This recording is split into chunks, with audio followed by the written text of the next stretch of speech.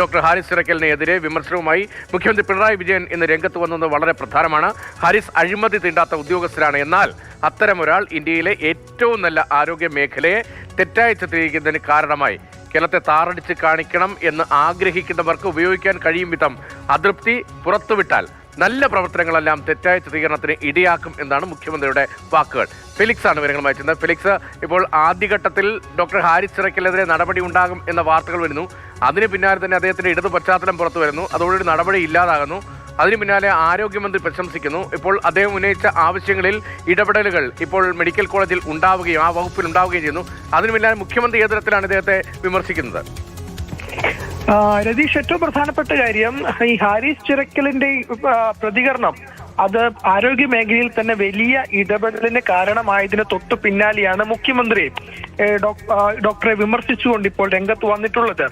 അതായത് മുഖ്യമന്ത്രി ഇന്ന് കണ്ണൂരിൽ ചേർന്ന മേഖലാ അവലോകന യോഗത്തിലാണ് പേരെടുത്ത് പറയാതെ വിമർശനം ഉന്നയിച്ചത്. വിമർശനം ഉന്നയിക്കുക മാത്രമല്ല, മറ്റുദ്യോഗസ്ഥർക്ക് ഇതൊരു പാഠമായിരിക്കണം എന്നുകൂടി ഒരു ഓർമ്മപ്പെടുത്തൽ കൂടി മുഖ്യമന്ത്രി നടത്തിയെന്നതാണ്. മുഖ്യമന്ത്രി പറഞ്ഞത് ഇങ്ങനെയാണ്: ഈ തിരുവനന്തപുരം മെഡിക്കൽ കോളേജുമായി ബന്ധപ്പെട്ട വാർത്തയിലെ വ്യക്തി അദ്ദേഹം നല്ല ആത്മാർത്ഥതയുള്ളയാളാണ്, അഴിമതി തീണ്ടാത്ത ഉദ്യോഗസ്ഥനാണ്. പക്ഷേ അങ്ങനെ ഒരാൾ ഇന്ന് ഇന്ത്യയിലെ ഏറ്റവും നല്ല ആരോഗ്യ മേഖലയെ തെറ്റായി ചിത്രീകരിക്കുന്നതിന് കാരണമാക്കി എന്ന വിമർശനമാണ് മുഖ്യമന്ത്രിയുടെ ഭാഗത്തു നിന്നും ഉണ്ടായത്. ഒപ്പം ഇത് നമ്മുടെ മുന്നിൽ അനുഭവ പാഠമായിരിക്കണമെന്നും മറ്റുദ്യോഗസ്ഥർക്ക് മുമ്പാകെ മുഖ്യമന്ത്രി പറയുകയുണ്ടായി. ഒരേ സമയം തല്ലും തലോടലും എന്ന നിലയിലേക്കാണോ കാര്യങ്ങൾ പോകുന്നത് എന്നുകൂടിയുണ്ട്.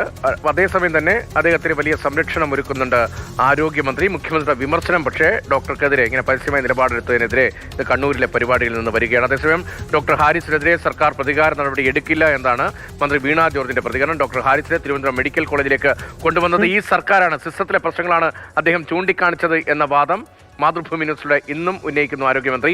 വിമർശനങ്ങളിൽ പരസ്യ സംവാദത്തിന് UDF-നെ മന്ത്രി വെല്ലുവിളിക്കുകയും ചെയ്തു.